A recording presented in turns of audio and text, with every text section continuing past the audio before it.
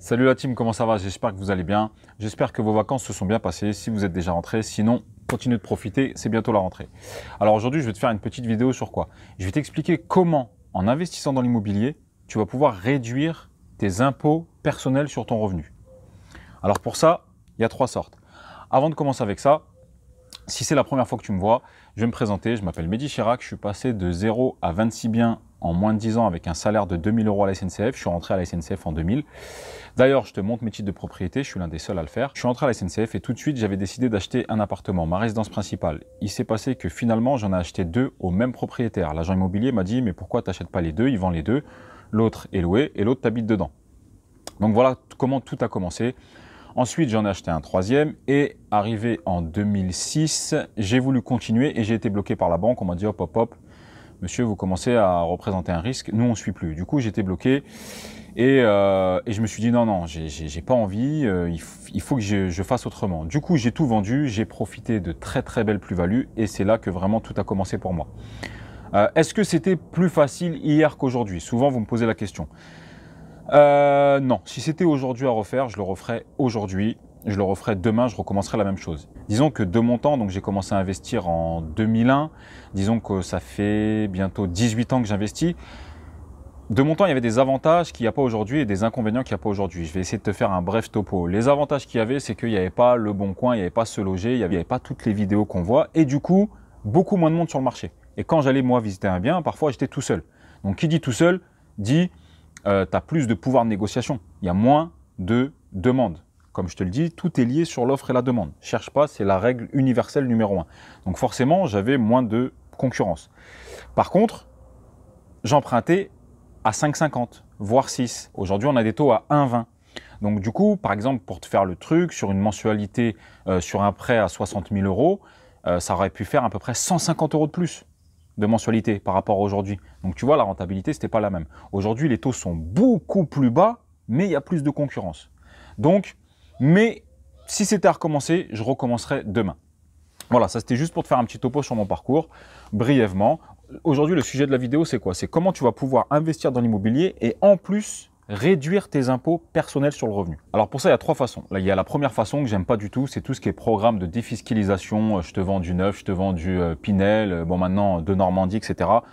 Ça, j'aime pas du tout. Pourquoi? Je te l'ai déjà dit dans une vidéo précédente. Ils te vendent une économie d'impôts, d'accord? Donc ils te vendent ça beaucoup plus cher, sous prétexte que tu vas faire une économie d'impôts. Donc en fait, ce que tu vas gagner pendant 9 ou 12 ans selon la durée d'engagement, tu le payes au départ. Deuxièmement, c'est vrai que c'est du neuf, etc. Mais je te le dis, ils vendent ça 30% plus cher. Ensuite, si c'était une super si bonne affaire, pourquoi eux, ils n'en achètent pas? À chaque fois, moi, qu'on m'a contacté pour des programmes de défiscalisation ou qu'on m'a dit, j'ai dit, bah, c'est une géniale affaire que vous êtes en train de me dire. Est-ce que vous avez acheté? Je veux voir. Faites-moi voir comme quoi vous avez acheté. Je signe tout de suite avec vous. Et finalement, il y a toujours, ah ben non, mais moi, là, je peux pas. Mais non, mais ceci, cela. Je comprends pas, une super affaire. Pourquoi tu la prends pas? Donc voilà pourquoi j'aime pas ces programmes de défisc. Je te l'ai déjà dit, c'est la meilleure façon de bouffer ta capacité d'endettement et de ne pas pouvoir recommencer. Deuxièmement, tu t'engages sur une location de 9-12 ans pour une réduction d'impôt entre 9-12 ans. Qui te dit que ta situation ne va pas changer dans 9 ou 12 ans? Imagine que, je ne te le souhaite pas, je ne sais pas, ta situation change. Tu partes ou un divorce ou tu changes d'emploi ou tu gagnes moins d'argent. Du coup, la réduction d'impôt que tu devais avoir, elle est perdue. Ce n'est pas un crédit d'impôt, c'est une réduction d'impôt. Si tu as 300 € par mois de réduction d'impôt, si demain, ton impôt, toi pur, tu n'es plus qu'à 100 € par mois, eh ben, tu vas perdre ces 200 €. Ce n'est pas reportable, c'est perdu. Donc voilà, pour moi, ce n'est pas top. La deuxième façon d'économiser, de baisser son impôt sur le revenu grâce à l'immobilier, c'est ce qu'on appelle le déficit foncier. Qu'est-ce que c'est que le déficit foncier? Si tu n'as pas de notion en fiscalité, je te renvoie sur des vidéos que j'avais faites qui parlent de fiscalité. Il y a plusieurs régimes de location. Le nu, dans le nu, il y a deux familles, le micro-foncier et le déficit foncier au réel. Et le meublé, pareil, le micro-BIC et le meublé au réel. Là, on va s'attarder sur la location nue et le régime du réel. Et le déficit foncier, c'est la différence entre les loyers encaissés et les travaux que tu as fait. D'accord? Tu as fait 20 000 € de travaux, tu as encaissé 10 000 € de loyer. Cette différence de 10 000 €, tu vas pouvoir venir l'imputer sur tes revenus globaux, sur ton salaire. tu as déclaré 30 000 euros, mais tu as 10 000 euros de différence entre les loyers encaissés et les travaux que tu as fait, attention, quand je dis travaux, hors agrandissement, tu regarderas la liste, il y a des travaux qu'on ne peut pas venir déduire. D'accord? Tout ce qui est agrandissement, modification de surface, etc., ça, on ne peut pas. Ça, tu les gardes bien dans un dossier parce que tu viendras les déduire le jour où tu vends. Ils se déduiront de ta plus-value. D'accord? Mais ils ne se déduiront pas pour venir créer du déficit foncier. Donc, c'est 10 000 euros de différence entre les loyers encaissés. Tu as encaissé 10 000 euros de loyer, tu as fait 20 000 euros de travaux. Ces 10 000 euros de différence, tu vas pouvoir venir les imputer sur tes revenus globaux, sur ton salaire. Si tu gagnes 30 000 euros, tu ne vas plus déclarer que 20 000 euros. Donc, tu vas gagner pas mal en impôts. Et ça, il y a des gens qui le gèrent très bien. Attention, dans le déficit foncier, il y a une erreur que font beaucoup de gens. Beaucoup vous disent, des formateurs qui ne sont jamais passés chez le notaire, attention, 10 700 euros uniquement la première année. C'est vrai, ils ont raison. Tu peux déduire de tes revenus globaux 10 700 euros uniquement la première année et le reste est reportable pendant 10 ans. Mais tu peux les déduire uniquement la première année de la réalisation des travaux. C'est-à-dire que si tu fais des travaux en 2019, que tu as 10 000 euros de déficit foncier, tu vas pouvoir venir les déduire. Mais si tu me refais des nouveaux travaux en 2020 et que tu as encore 10 000 euros de déficit foncier, tu vas pouvoir aussi les déduire. C'est l'année où les travaux ont été réalisés. C'est pour ça que ceux qui gèrent bien ce mécanisme du déficit foncier, ils répartissent leurs travaux. S'ils savent qu'ils ont beaucoup de travaux, ils ne font pas tout d'un coup. Ils font ravalement de façade 2019, ok. Réfection intérieure 2020. En fait, tu vois, ils étalent leurs travaux d'année en année. Du coup, c'est 10 700, ils peuvent le faire chaque année. D'accord? Et le reste, là, on parle d'un déficit foncier de 10 000 euros, mais imaginons que tu as encaissé 10 000 euros de loyer et que tu as fait 35 000 euros de travaux, il va rester 25 000 euros. Tu vas pouvoir venir mettre 10 700, les imputer de tes salaires, donc baisser ton impôt. Et le reste, ça par contre, ça sera reportable pendant 10 ans, d'accord, sur tes loyers encaissés.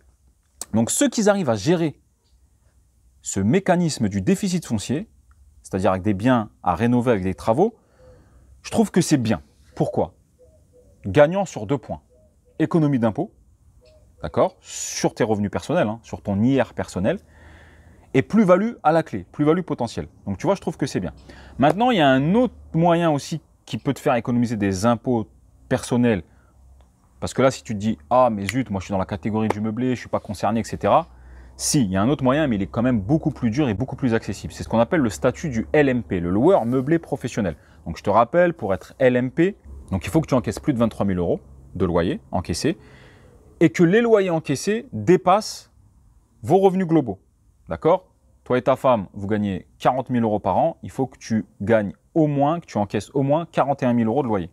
D'accord? Si tu n'es pas dans ce cas-là, que tes loyers ne dépassent pas vos revenus encaissés et que tu n'as pas au moins 23 000 euros de loyer encaissé, tu ne peux pas prétendre au statut du LMP. Mais si jamais tu arrives à y prétendre, là aussi, il y a un mécanisme qui peut te permettre de venir imputer le déficit sur tes revenus globaux, sur tes salaires. Mais il est beaucoup plus compliqué à atteindre. Pourquoi?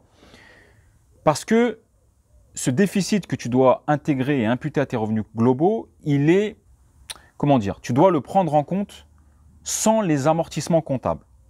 D'accord? Et tu sais très bien que dans ce statut de loueur meublé non professionnel ou professionnel, ce qui fait que souvent on est déficit, c'est les amortissements comptables, les amortissements qu'on a fait. Donc là, si tu veux venir imputer sur tes revenus du salaire le déficit LMP, il faut qu'il soit lié uniquement aux déductions et non avec l'amortissement comptable. Je vais essayer de t'expliquer très simple. La fiscalité, c'est dur, mais t'inquiète pas, on va se la faire. Imaginons que tu as un résultat, un déficit en loueur meublé professionnel de 10 000 euros. D'accord? Mais que dans ces 10 000 euros, tu aies 8 000 euros de déficit grâce aux amortissements comptables, c'est que tu amortis chaque élément, et les 2 000 euros seulement qui restent, c'est grâce aux déductions. Intérêt d'emprunt, taxes foncières, etc. Tout ce que tu peux déduire. Donc tu me prends ces 10 000 euros. Tu m'enlèves les amortissements comptables de cette enveloppe de 10 000 euros de déficit. Tu m'enlèves la valeur des amortissements comptables. Il reste 2 000 euros, tu vas pouvoir venir les imputer sur tes revenus globaux. Si par exemple, il y avait 10 000 euros d'amortissement comptable, il reste 0, tu ne peux pas venir me l'imputer sur tes revenus globaux. Ce que tu peux venir imputer, c'est uniquement tes déductions. D'accord? Donc si tu as 10 000, tu n'as que 5 000 d'amortissement comptable et que 5 000 de déduction, tu vas pouvoir venir imputer 5 000. D'accord? Est-ce que tu as bien compris le mécanisme? C'est quand même beaucoup plus compliqué que dans le régime du nu au déficit foncier. Donc voilà, c'était une vidéo un peu technique. Il faut déjà être aguerri. Mais même si tu n'as pas tout compris, le fait d'entendre, de commencer à implémenter, tu vas comprendre. Si vraiment tu veux comprendre, je l'explique dans ma formation en détail. Je t'invite à nous rejoindre. Tu rejoindras le groupe WhatsApp, etc. On te suit étape par étape. J'espère que cette petite vidéo t'a plu. Je te dis une excellente journée. Je te dis à très bientôt. Ciao! Je veux juste briller.